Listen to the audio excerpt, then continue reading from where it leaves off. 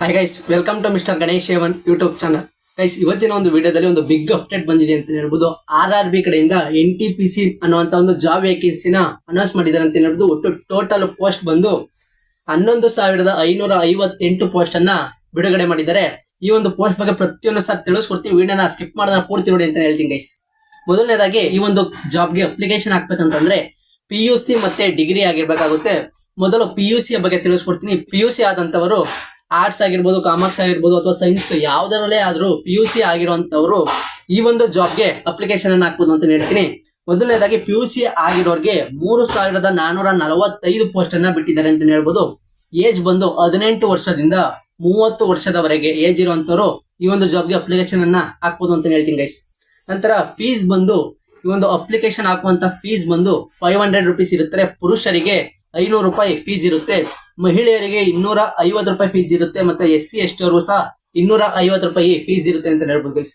500 ರೂಪಾಯಿ ಫೀಸ್ ಇದೆ ಅಂದ್ರೆ ಈ ಒಂದು ನೀವು CBT ಎಕ್ಸಾಮ್ ಇರುತ್ತೆ, ಕಂಪ್ಯೂಟರ್ ಬೇಸ್ಡ್ ಎಕ್ಸಾಮ್ ಅಂತ CBT ಎಕ್ಸಾಮ್ ಇರುತ್ತೆ. ಆ ಒಂದು ಎಕ್ಸಾಮ್ ಅನ್ನ ನೀವು ಅಟೆಂಡ್ ಮಾಡಿದ್ರೆ ಮಹಿಳೆಯರಿಗೆ 250 ರೂಪಾಯಿ ಏನ್ ಕಟ್ಟಿದ್ರು ಆ ಅಮೌಂಟ್ ರೀಫಂಡ್ ಆಗುತ್ತೆ. ಮತ್ತು ಪುರುಷರಿಗೆ 500 ರೂಪಾಯಿ ಅಮೌಂಟ್ ಅನ್ನ ಫೀಸ್ ಅನ್ನ ಕಟ್ಟಿರ್ತಾರಲ್ಲ ಅದರಲ್ಲಿ 400 ರೂಪಾಯಿ ಅಮೌಂಟ್ ರೀಫಂಡ್ ಆಗುತ್ತೆ ಅಂತ ಹೇಳ್ಬೋದು ಗೈಸ್.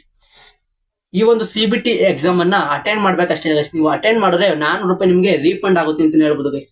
ಅಂದ್ರೆ ನೀವು ಆನ್ಲೈನ್ ನಲ್ಲಿ ಅರ್ಜಿ ಹಾಕುವಂತ ಡೇಟ್ ಬಂದು 21ನೇ ತಾರೀಕು 9ನೇ ತಿಂಗಳು 2024 ನಿಮ್ಗೆ ಅರ್ಜಿಯನ್ನ ಕರೆಯಲಾಗಿದೆ. ಆನ್ಲೈನ್ ನಲ್ಲಿ PUC ಆದಂತವರಿಗೆ 21ನೇ ತಾರೀಕು 9ನೇ ತಿಂಗಳು 2024ನೇ ತಾರೀಕು ನಿಮ್ಗೆ ಅರ್ಜಿಯನ್ನ ಕರೆಯಲಾಗಿದೆ ಆನ್ಲೈನ್ ನಲ್ಲಿ PUC ಆದಂತವರಿಗೆ.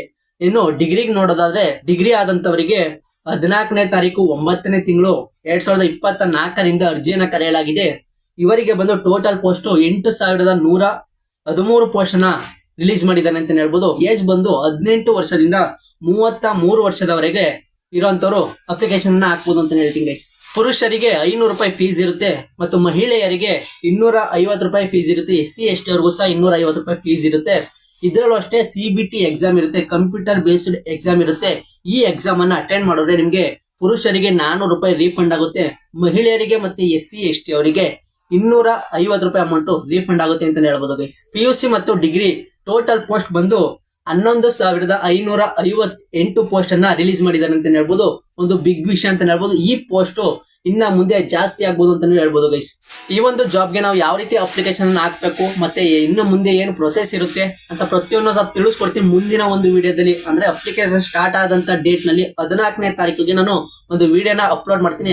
ಆ ಒಂದು ವಿಡಿಯೋದಲ್ಲಿ ಯಾವ ರೀತಿ ಅಪ್ಲಿಕೇಶನ್ ಹಾಕ್ಬೇಕು, ಯಾವ ರೀತಿ ಪ್ರೊಸೆಸಿಂಗ್ ಅನ್ನ ಮಾಡ್ಬೇಕು ಅಂತ ಪ್ರತಿಯೊಂದು ಸಹ ತಿಳಿಸ್ಕೊಡ್ತೀನಿ. ಜೊತೆಗೆ ಆ ಒಂದು ವಿಡಿಯೋ ಬೇಕಂತಂದ್ರೆ ನಮ್ಮ ಒಂದು ಚಾನೆಲ್ ಅನ್ನ ಸಬ್ಸ್ಕ್ರೈಬ್ ಆಗಿ ಹಾಗೆ ಪಕ್ಕದಲ್ಲಿರುವಂತ ಆಲ್ ಬಟನ್ ಮೇಲೆ ಕ್ಲಿಕ್ ಮಾಡಿ.